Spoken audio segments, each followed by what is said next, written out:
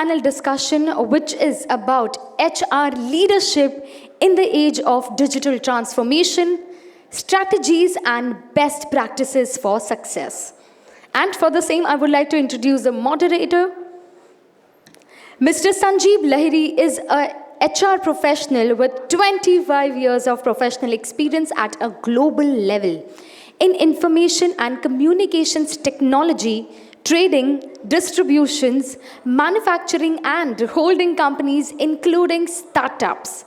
He is skilled in talent acquisition, staffing, compensation and benefits, talent management, learning and development, counseling, assessment and development centers, change management, employee and industrial relations, communications, business excellence, merger and acquisitions, and greenfield projects, startups, business in global environment. Ladies and gentlemen, please welcome the moderator, Mr. Sanjeeb Lahiri, CHRO Group Limited. Can we have a huge round of applause, everybody? And I would like to invite the panelists. Aniruddha Singh, CHRO HCC India Limited. Mr. Atul Mathur, EVP HR and Head Learning and Development from Aditya Birla Capital. Mr. Uday Vora, Head Solution Consulting India UKG. Mr. Divyesh Sindhwaad, Vice President and Country Head Skillsoft.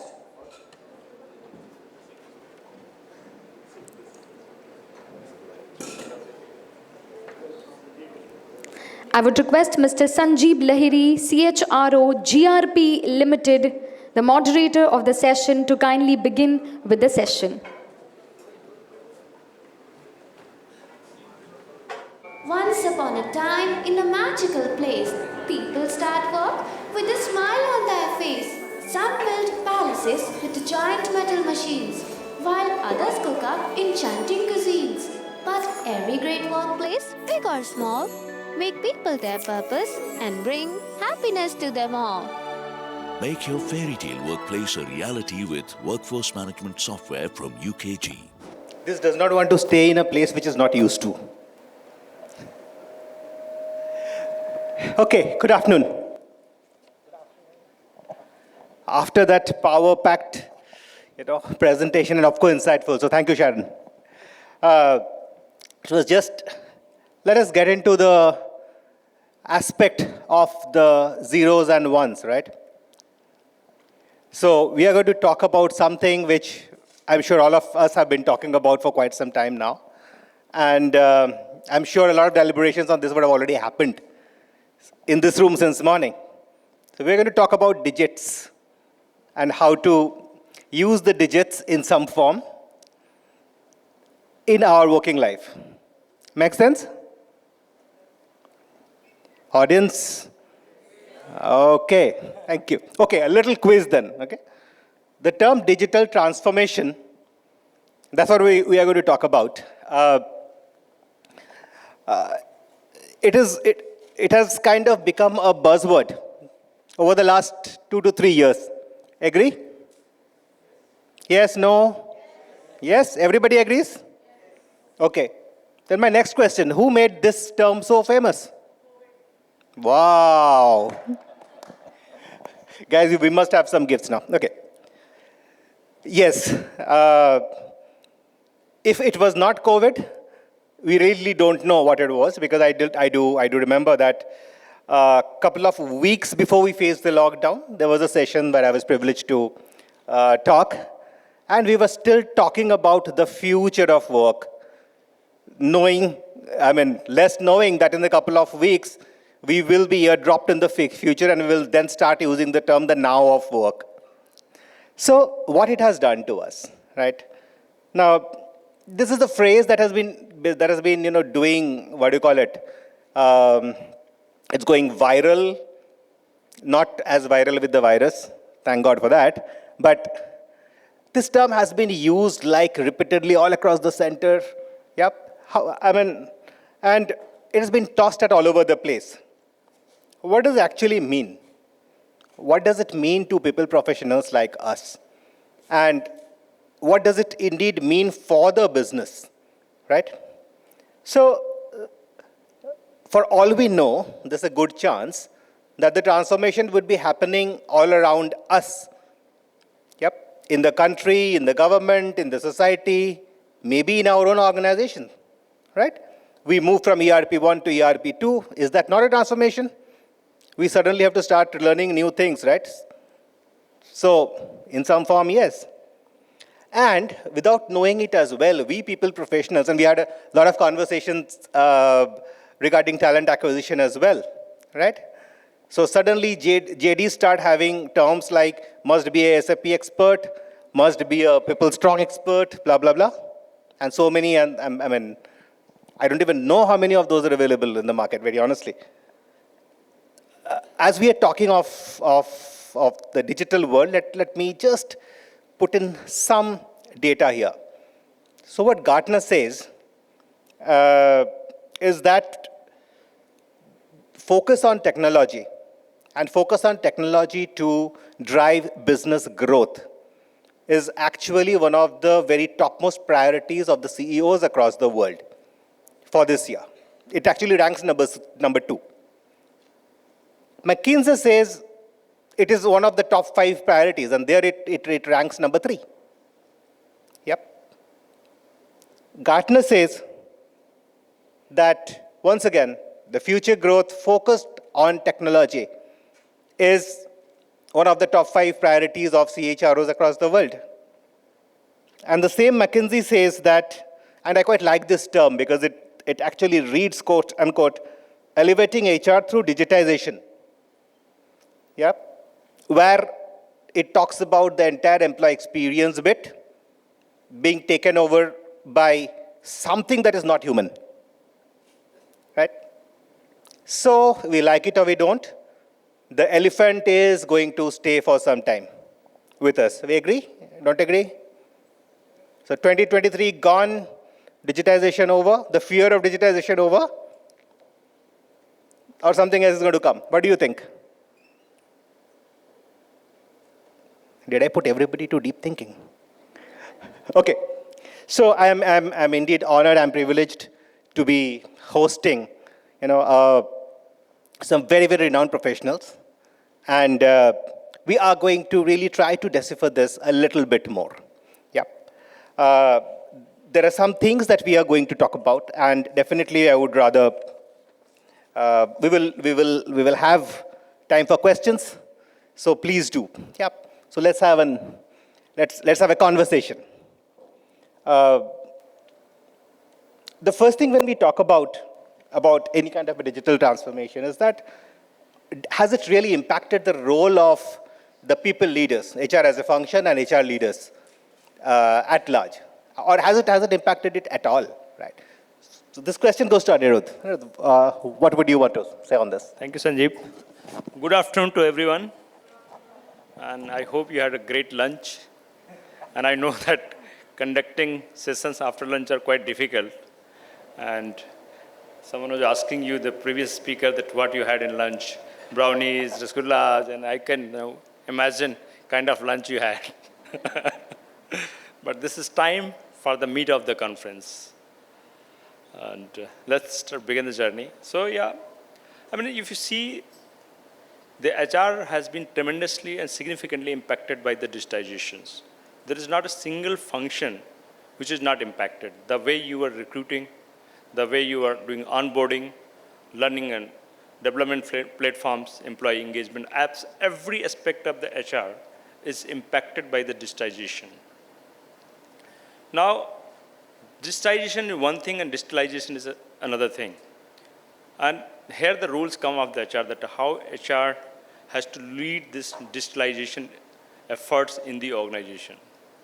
And I have coined a word called dance. So if you look at, first and foremost, now the HR leaders are expected to know the technologies available in the markets. They should be able to evaluate each and every aspect of the technology and the need why I am going for this digitization. Is there a need? What it's automation is my need, compliance is my need, it's about efficiency, it is about experience, or what is engagement, where I am standing in the organization and what is my need. So unless you understand technology, it wouldn't happen. So understanding the technology is very, very important. So look at this, the whole spectrum of technology available and understanding each and every technology offering, because it's not me too, that everybody else is doing, let me also get it for myself.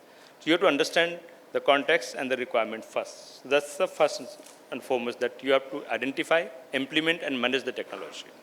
Second is, digitization is not just about getting automated the processes, but HR leaders now need to have a lot of, they require rather to do a lot of analytics. And the decisions are most of the now evidence-based decisions making is the norm. Unless you are able to analyze the data, you are able to look at the data, interpret, look at the trends, pattern emerging. So the entire decision-making process has changed the way we used to make decisions. You cannot anymore depend on your gut feeling or your experience, but the real-time data is available. And the data analytics is a very, very important aspect where HR leaders have to take a role and make decisions based on the data. Third is, when I say the technology and digitization and digitalization is beyond the technology implementation. It is not just the technology, but also the cultural change. What kind of the culture the organization has. Most of the ERPs, HRIS are getting failed. Why? So, because of the culture issues, the process issues. So the HR leaders have to get involved and drive the culture of innovation, collaboration, and understand the employees' feeling, whether it is helping us to improve the process or not. So cultural change is another aspect where HR leaders have to take role and lead. And third, I say that when you are looking at this cultural aspect is the change management. Now, if you do not have clearly articulated the vision of this digitization, the people are not going to buy it. So you have to lead this change efforts. First, tell the vision. What is the vision? Why you want to bring this technology? And how it is going to impact the employees? And if once you have identified the impact, what is the new role going to be for employees? So that is another aspect. And the last, that embrace the digital technology to improve the engagement experience of the employees. So these are some of the things I would like to add. Thank you. Oh, well, thanks, Aniruddha. So while we deal with this, while we really see how much the HR leaders or the HR as a function has to go through it, I'll go to Uday. Uday, how do you think that the HR leaders or the people function as such can actually leverage technology and the digital tools like AI, ML, and numerous others to enhance the employee engagement and productivity? Hi, good afternoon. First of all, thanks for having me here. Okay, I have spent almost about 20 plus years working with different HR leaders and help them leverage the technological solution, right? So there are certain things which are really crystal clear in my mind, which I'm going to share. See, many a times HR technocrats, they still say that HR is a horizontal function and they operate irrespective of the industry. But I know the fact that when it comes to employee engagement and productivity, if it needs to converse, how much deep understanding is required for the work as well as for the people. And it doesn't mean that, HR with some point in time kind of a technology or thoughts like once in a while giving party or having some enrollment benefit done, it is going to play the trick, right? So what is important is we require a technological solution where employee engagement is been in the center. And whenever we design this, we have to keep people in the center. And we at UKG do that day in, day out, because our purpose is people, right? From morning, we have been talking about diversity, equity, inclusion. What I feel and I say is, employee will feel belong to the organization only and only if we include them everywhere and they are being treated equally and fairly. Let me give a couple of examples of digital inclusivity for all the employees, right? Like, let's say in pharma, while normally the digital tool can work on web, tablet, mobile, etc., but when they go to the shop floor, normally they don't have any kind of a tool or such gadgets available. So for them, if they need to get an information on their fingertips, is there any technological solution which we can give them and we can still include? Is such technology available and possible? The answer is yes. The technological solution, again, we also spoke about how it can help not only identify, but eliminate the bias, right? And when it comes to, let's say, again, I'll give an example of manufacturing. See, in manufacturing, especially in auto or any continuous manufacturing, each employee, let's say, needs to have a break in between. And whenever they want to have a break, do they have a facility to call for a reliever? And if multiple employees are calling for reliever, are everybody's requests been taken care of on priority? Is everybody's break has been taken care with the right time? And if a digital tool or a technology can give those kind of a data to substantiate, then we know that there is no bias in the technological solution, right? So these are a couple of examples how employee will remain engaged with the organization with the technological tool. Let me go further to that. Once the employee, we have done this technological solution with where employee is engaged. Now let's look at that how technological tool and the solution can help manage the compliance, be it statutory or a process compliance.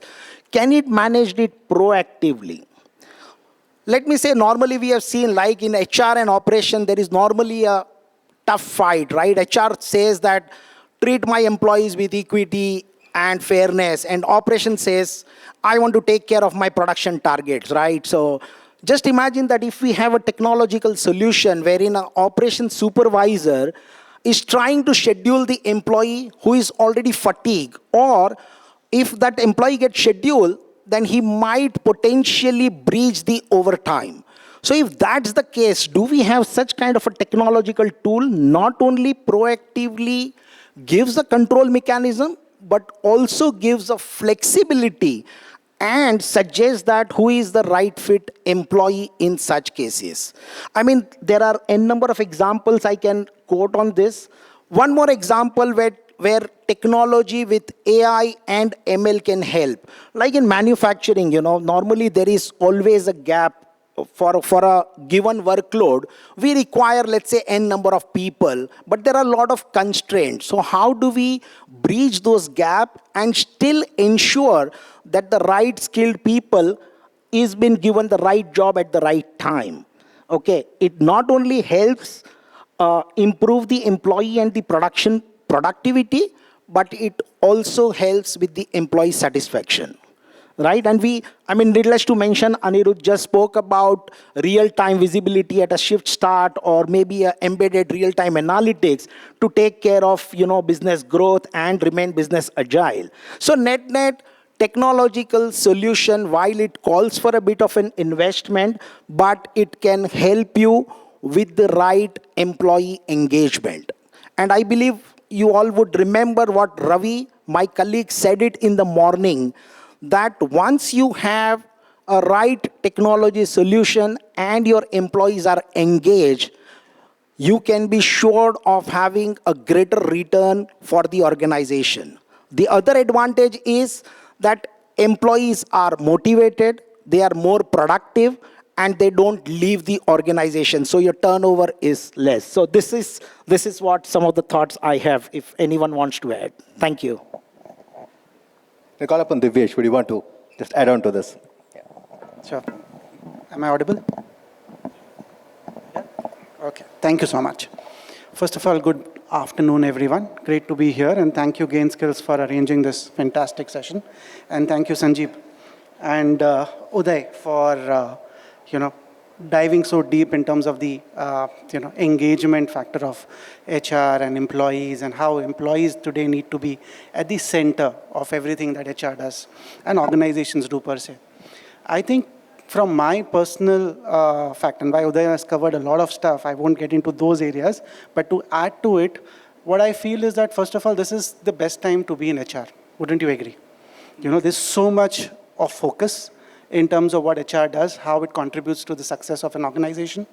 Okay, there's so much of technological advancement in terms of new aspects coming in to support the way we engage with people, the way we work with people, the way we develop skills, and make sure that, employees and organizations are productive and, propelling into the future.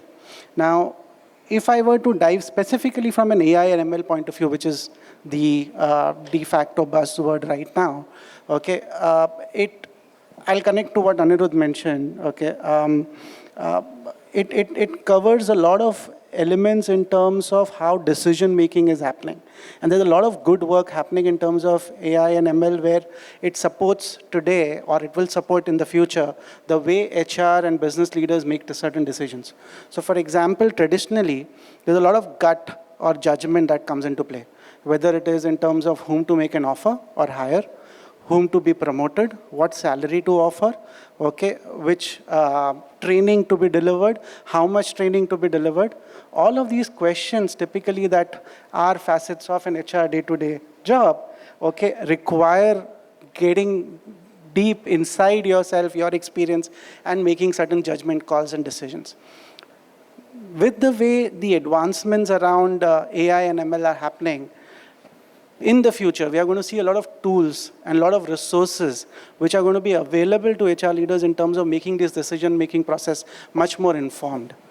Okay, whether we talk about making certain decisions similar to what I just spoke about, or even in terms of diving deeper into our own experience at Skillsoft and the way we support organizations in training people and developing people. Okay, what are those in-demand skills? What are those proficiency gaps? When we look at, certain, maybe a project manager, and I have a pool of, say, let's say 10 project managers in my organization, where do each one of them stand against the other? Okay, where do they stand in terms of benchmarking against their peers in other organizations? And how do we basically create that journey and experience to help them bridge that gap and deliver the right impact? So a lot of work around these areas where technology and HR, coming together would actually benefit from an engagement point of view by having, like Uday mentioned, right people at the right place at the right time with the right skill sets to deliver the right outcomes. Yeah? Yeah. Oh, well, awesome. Basically, this kind of tends me to corroborate to the fact that, from lot of times, particularly when ChatGPT started dancing on everybody's head, the parallel narrative that was being created is that is ChatGPT or technology for that matter going to take away everybody's jobs. And now the question is probably the humans probably now need to learn to coexist with technology. And on that note, I'll go to Atul. Atul, you have been a veteran, and I'm sure you would have had over all your years implemented, adopted a lot of digital stroke automotive processes. Can you just share with us certain challenges, and more importantly, how these challenges can be converted into opportunities by the CHRO? Yeah, sure, Sanjeeb, and a very good afternoon to all of you. First of all, thank you so much for not asking me first, because alphabetically, I'm always the first one to be caught. See, the challenges are quite a few, and I would say I would like to start with the mindset shift, because typically what you find is that people are very comfortable with legacy systems or the legacy ways of doing things. Let me give a small example. Recently, we launched something called an AI-based role play tool.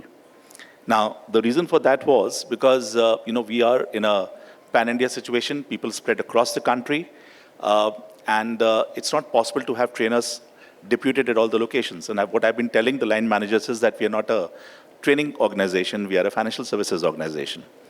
Now, initially at the local level, unfortunately the senior team was kind of aligned, but at the local level, people still felt that no, if you have a trainer, it'll be much better.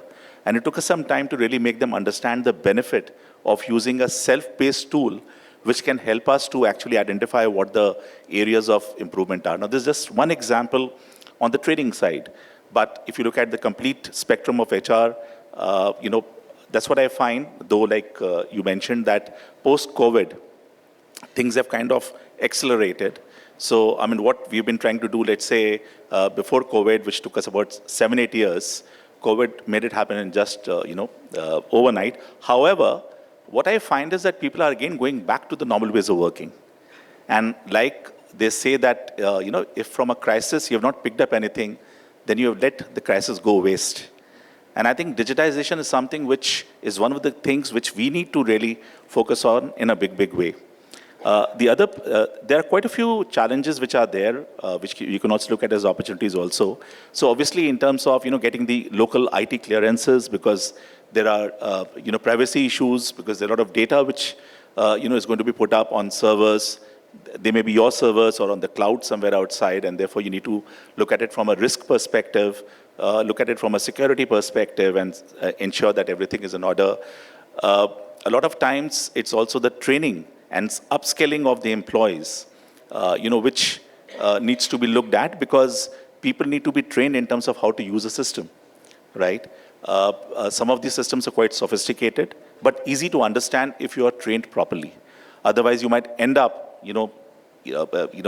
making an attempt and not being able to do. And that's where, also getting people into these orientation sessions, which is at times in itself a challenge, because people are so busy with the day-to-day BAU work. But I think that's very critical, because once people understand how to use a system, what the benefits are, and they see the bigger picture, what I have seen from my experience is that then people are a lot more, eager and aligned in terms of adoption. And adoption remains a challenge, because anything new that you bring, and with all the AI, ML things that are coming in nowadays, definitely there is a learning curve. And therefore, you can't expect everybody to adopt the system immediately. It takes time, and therefore there's a regular effort on the part of HR, on the part of L&D, on the part of line managers, on the part of senior management, to continuously keep educating people.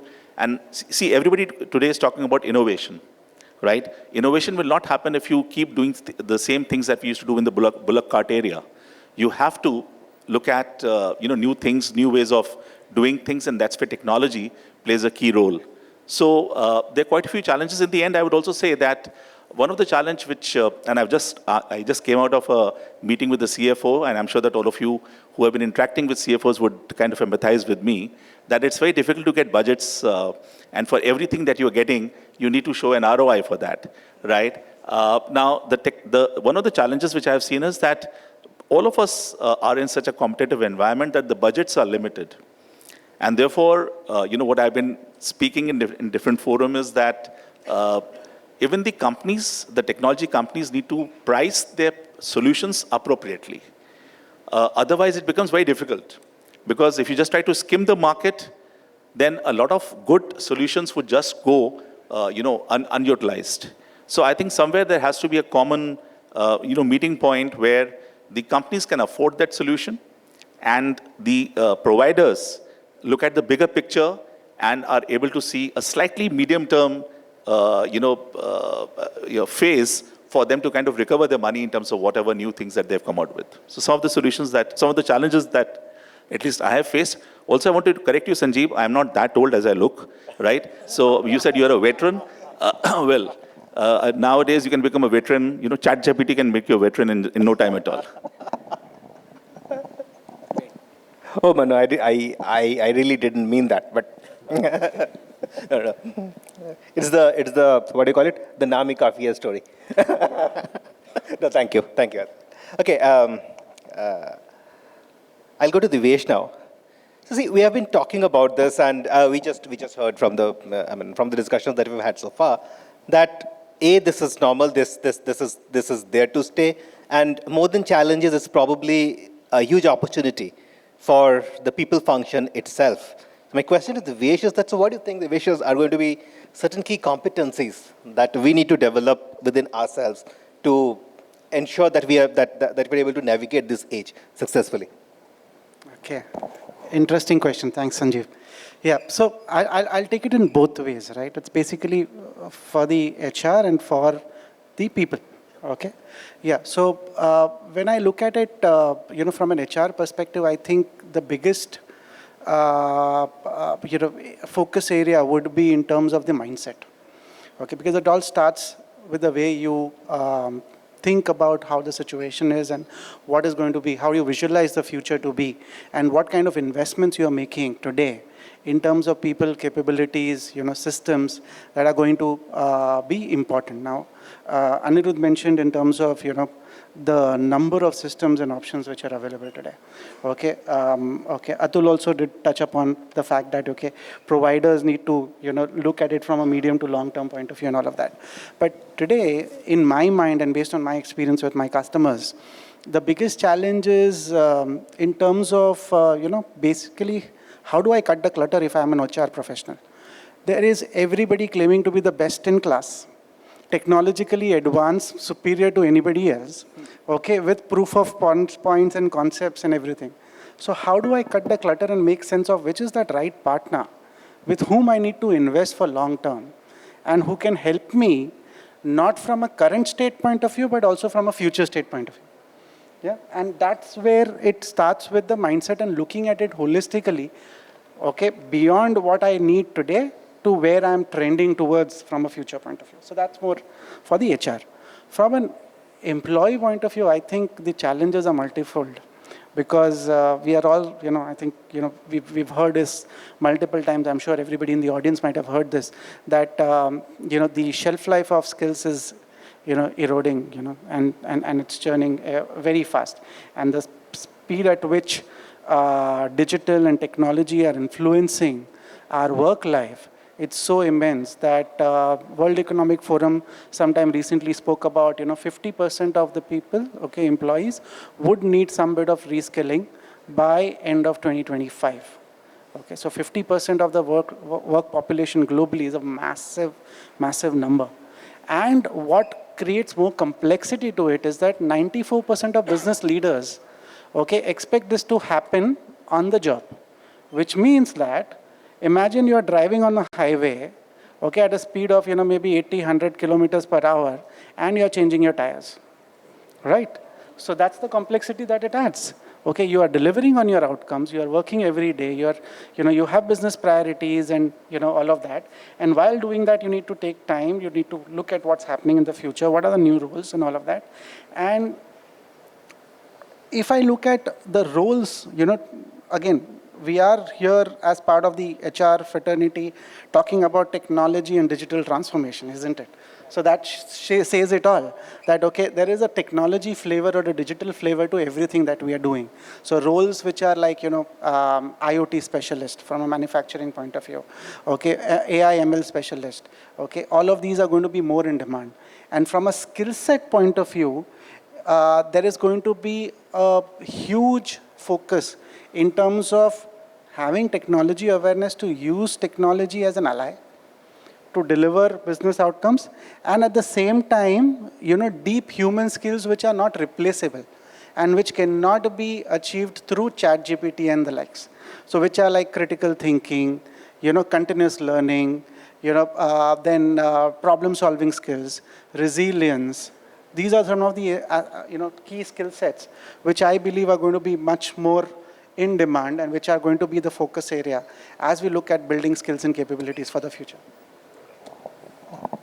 Awesome. Now, Aniruddha, would you want to add the practitioner's perspective to that? I think he has covered most of the thing, but two aspects which may come across like very cliche, but then business acumen and business understanding is the must. Because ultimately, these technologies or whatever digitization is happening, it is to improve the business performance. And unless you understand how the business is creating the value and why this digitization is required, there is no use. So the business equipment and business understanding alignment from the organization perspective is the must. And second is, I would say that because of this technology, you are getting a lot of time for strategic thinking and how you can create and build the future-ready organization, future-ready department. That's another two things. Thank you. Great, thanks. While we're talking of digitization, and then actually Atul made a very apt mention that data will be in the cloud. अभी monsoon में बारिश हो जाएगा तो हमको नहीं मालूम. But honestly, the data security part of it is indeed a matter of prime concern, not only to the CITOs, but to the CEOs and also maybe, to each one in the organization. So just, Uday, if you want to just share some thoughts that the HR functions may need to keep in mind to ensure the data is private. Yeah, sure. Very interesting question, and thanks for asking it. So, yes, data privacy, data security, and data protection, I would say it's of uttermost importance for any organization. And it even becomes more critical if an organization has got some global presence, right? Because the law of the land will start applying to it. Secondly, we all need to understand that HR normally will have the most sensitive data for the employee, whether it's related to job, related to pay, finance. So HR actually have, very sensitive data. And for God's bid, if something happens to that, and if it gets compromised or leaked, it has a direct relation. It's a huge loss to the organization reputation. Plus, employee becomes very much dissatisfied and they normally leave the organization. So the turnover also increases. So it is extremely important that it has been taken care. So what an HR leader can do, and I will just say that there are 3 or 4 areas which I think where HR leaders can create an impact. Let me start first by saying that if HR can probably create or promote a culture of security. Now what it means? It means 3 things according to me. 1, if we can have a very strong mechanism or a training program of awareness for all our employees. I mean, each employee needs to be aware that what data security, data theft means, and they need to regularly go through those kind of a training. We, HR, can make employee accountable so that they themselves take care of their self-data, plus they ensure that the organization data is not compromised. And the third and the most important piece is that organization is supposed to take only data which is relevant to the employee, of course, after taking the employee consent, and should use this data ethically. So that's the first piece. The second piece where HR can really make the difference is ensuring that employee and manager have the right set of information only where they are authorized. So it's a role-based authorization, and it's not a one-time job. HR leaders and HR team needs to ensure that at a regular intervals, those role-based authorization is being monitored and checked upon. Third piece, as far as security is concerned, I believe they can closely work with technology team. It can be IT, CISO team, etc., wherein they can check whether the proper security mechanisms are in place. Let's say firewalls are being implemented or not. Secondly, the application is being SOC compliant. It can be SOC 1, SOC 2, etc., etc. Plus, application needs to go through the most stringent VAPT test, vulnerability and penetration test, right? So that the chances of the attacks are minimized, and it is not a one-time activity. HR leader actually should enforce the technology to say that whenever there is a VAPT report, I would like to see and I would like to ensure that there are no threats to it. Plus, when it comes to data, whether it is at rest or it is at transit, whether it is properly encrypted or not. So these are some of the mechanisms which they can work with IT.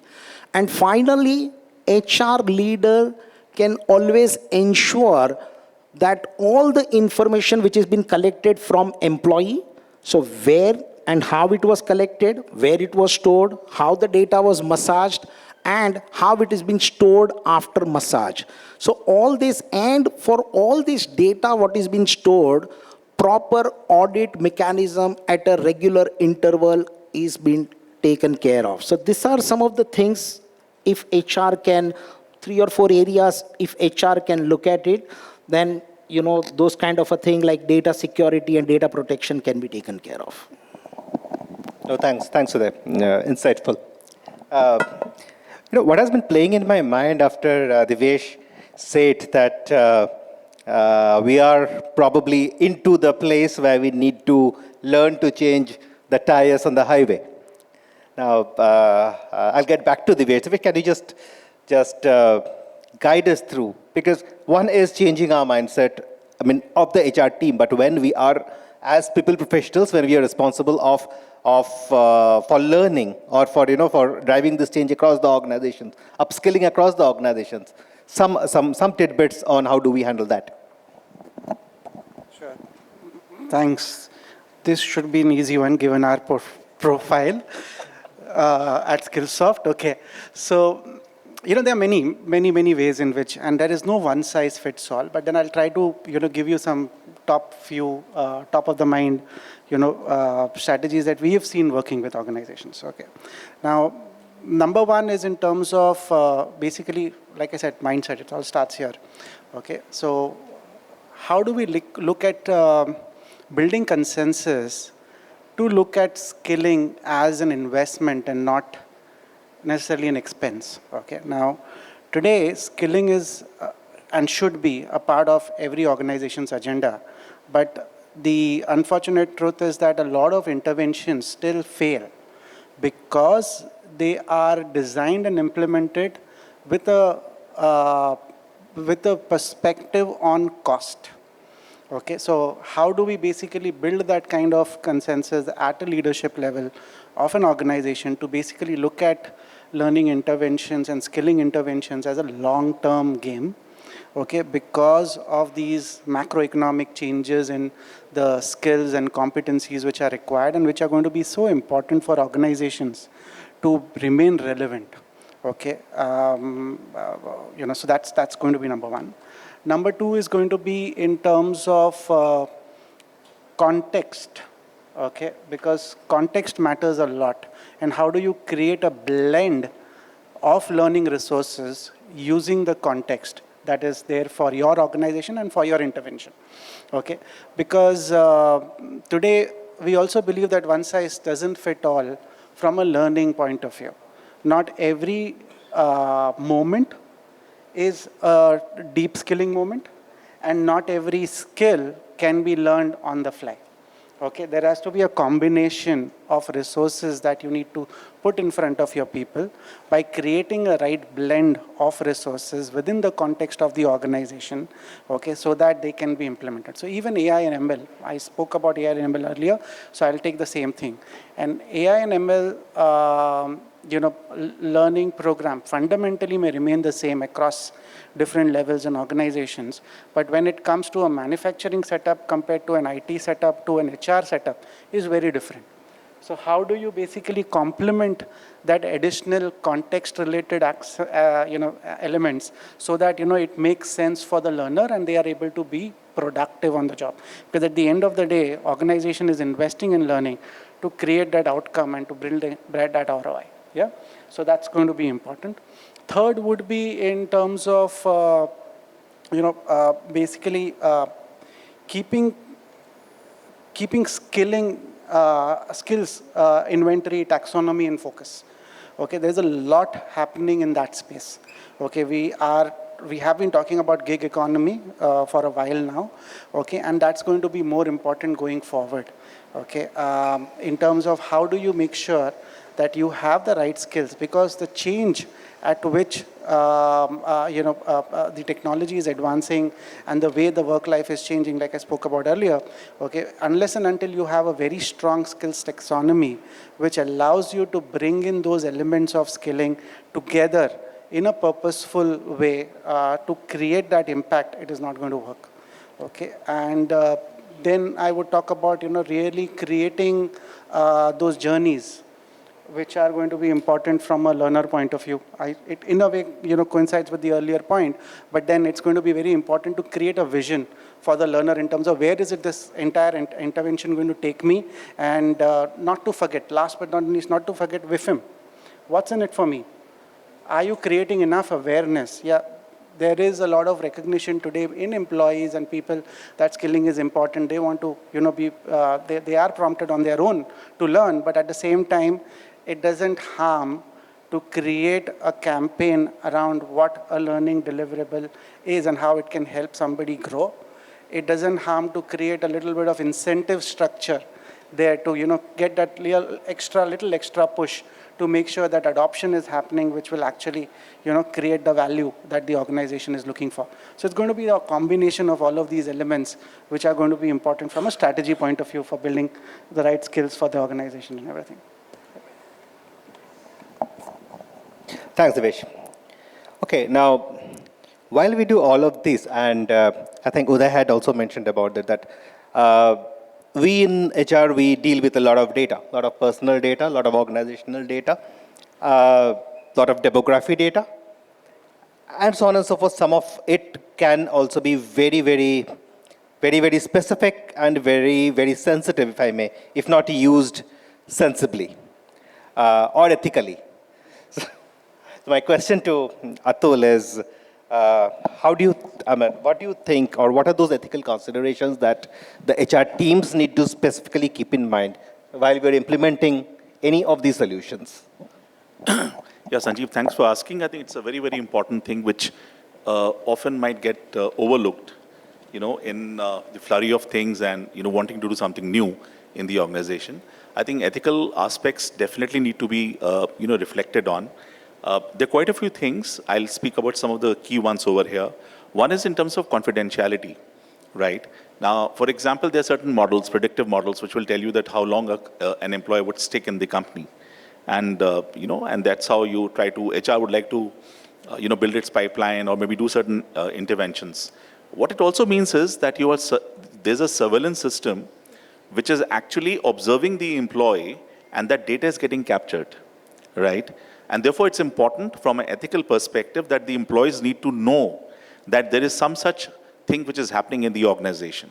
And a lot of progressive organizations, of course, these are in early stages, but a lot of progressive organizations, what they do is that they inform the employees that this is what we are doing, so that and from empirical research, I can tell you that about 60 to 70% of the employees agree to it also. They say that, okay, there's no problem.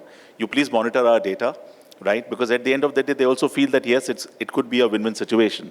So confidentiality is one. Second is that, if you look at ML systems and all, it depends on what they are being fed with. And therefore, there's an element of bias which comes in. Now, for example, in an organization, if, all the recruitment that is happening is of men folk, and that data is fed into the system, what do you expect the outcome to be? And therefore, when the systems are being configured, I think it's important that that element of bias needs to be checked, that what you're getting as an output should not be a biased output.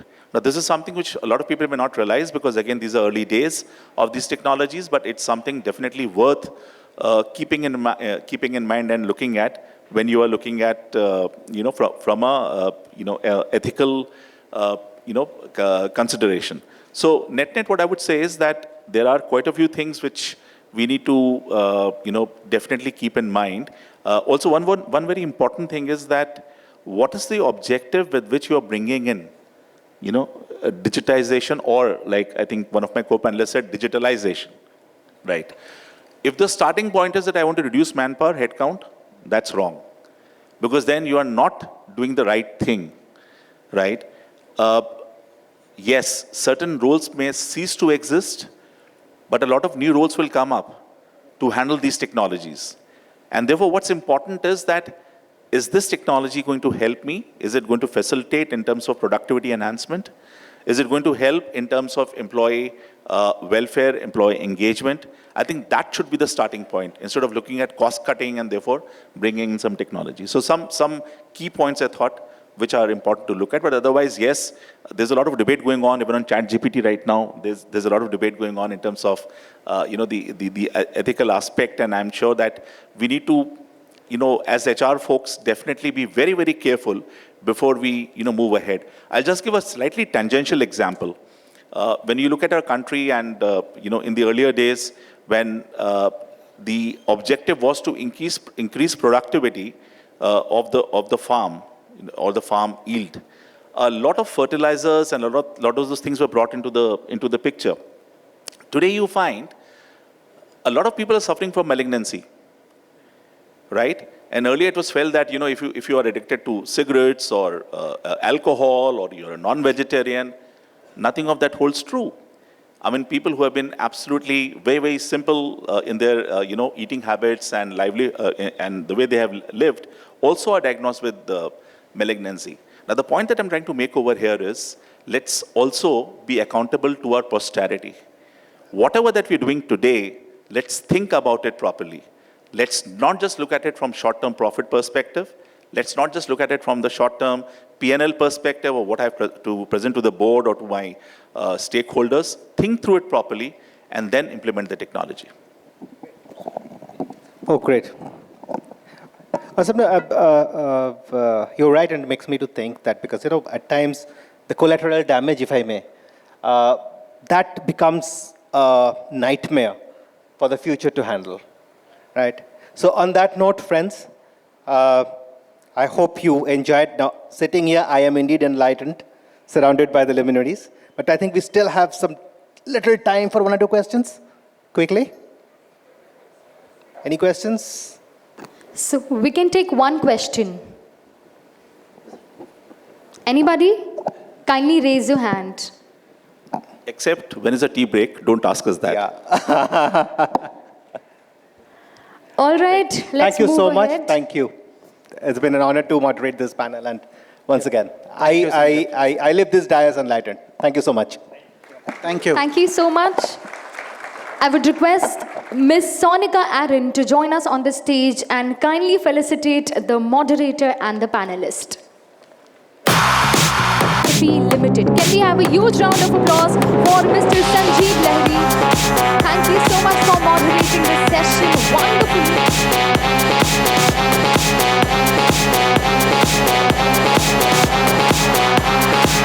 Kindly felicitate Mr. Aniruddha Singh, CHRO, FCC, NCR Limited.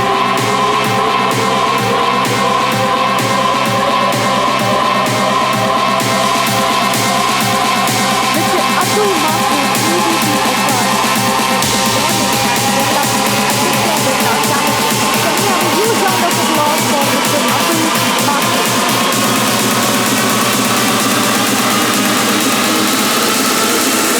Keeping it real, you know what I'm saying? Requesting you to felicitate Mr. Uday Vora, Solution Consulting, India, UK. Can we have a huge round of applause for Mr. Uday Vora?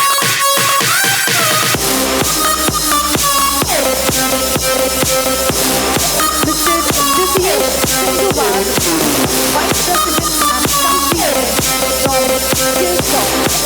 Can we have a huge round of applause for Mr. Divyesh?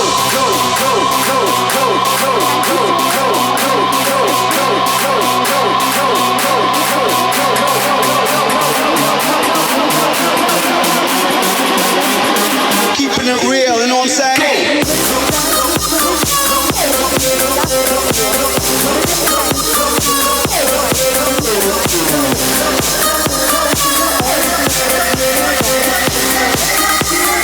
know what I'm saying? You know we do straight up.